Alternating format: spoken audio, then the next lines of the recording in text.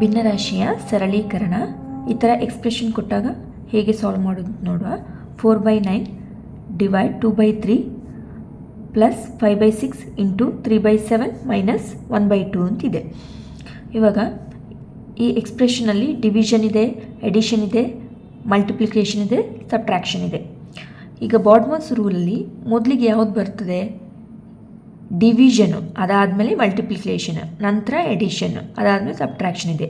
ಹಾಗಾದರೆ ಈ ಪ್ರಾಬ್ಲಮಲ್ಲಿ ಮೊದಲಿಗೆ ಡಿವಿಷನ್ ಇರೋದನ್ನು ಸಾಲ್ವ್ ಮಾಡ್ಕೊಳ್ಬೇಕು. ಈಗ ಇದನ್ನು ಮೊದಲಿಗೆ ಸಾಲ್ವ್ ಮಾಡ್ಕೊಳ್ಳೋ.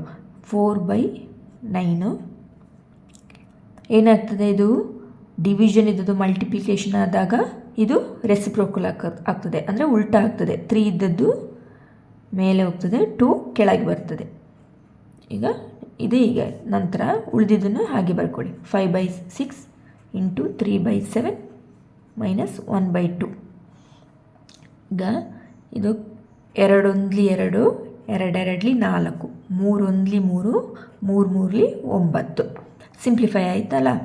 2 ಇಂಟು 1 2, 3 ಇಂಟು 1 3, 2/3 ಪ್ಲಸ್ ಇವಾಗ ಡಿವಿಷನ್ ಆಯಿತು. ಡಿವಿಷನ್ ಆದಮೇಲೆ ಏನಿದೆ? ಮಲ್ಟಿಪ್ಲಿಕೇಶನ್ ಮಾಡಿಕೊಳ್ಳಿ. ಇದನ್ನು 5/6 ಇಂಟು 3/7 ಬರ್ಕೊಳ್ಳಿ. ಹಾಗೆ ನಂತರ 3 1 3, 3 2 6. ಸಿಂಪ್ಲಿಫೈ ಮಾಡ್ಕೊಂಡಿದ್ದೆ. ಈಗ ಬರ್ಕೊಳ್ಳಿ. 2/3 ಮಲ್ಟಿಪ್ಲೈ ಮಾಡಿ.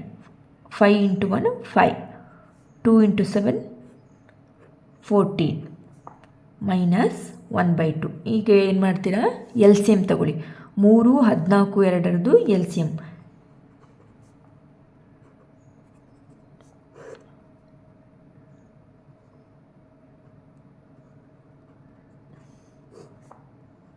ಟೂ 1s 1, 3 ಹಾಗೆ ಬರ್ಕೊಳ್ಳಿ.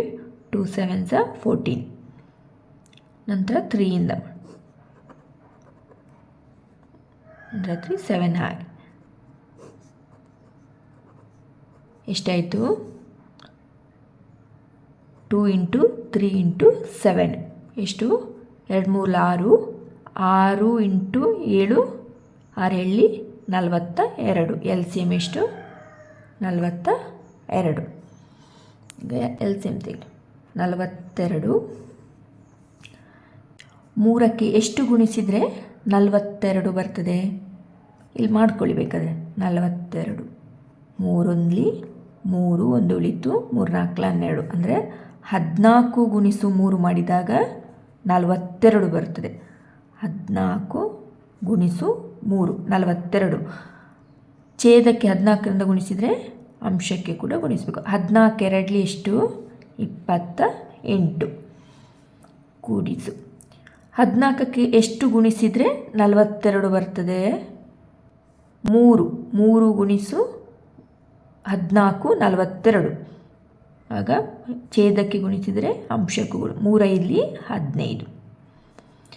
2ಕ್ಕೆ ಎಷ್ಟು ಗುಣಿಸಿದರೆ 42 ಬರ್ತದೆ?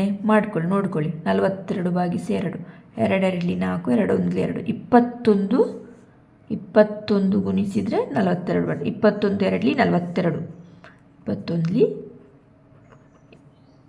21. ಈಗ 28 ಕೂಡಿಸು 15 ಎಷ್ಟು? 28 ಕೂಡಿಸು 15, 8 5 13, ಒಂದಿಲ್ಲಿ 3 4, 43. 43ರಿಂದ 21 ಕರೀಲಿ. 3ರಿಂದ 1 2, 4ರಿಂದ 2 2, 22. 22 ಡಿವೈಡೆಡ್ 42. ಇದನ್ನು ಇನ್ನೂ ಸಿಂಪ್ಲಿಫೈ ಮಾಡ್ಬೋದು. 2 2 4, 2 1 2, 2 1 2, 2 1 2. ಎಷ್ಟಾಯಿತು? 11/21.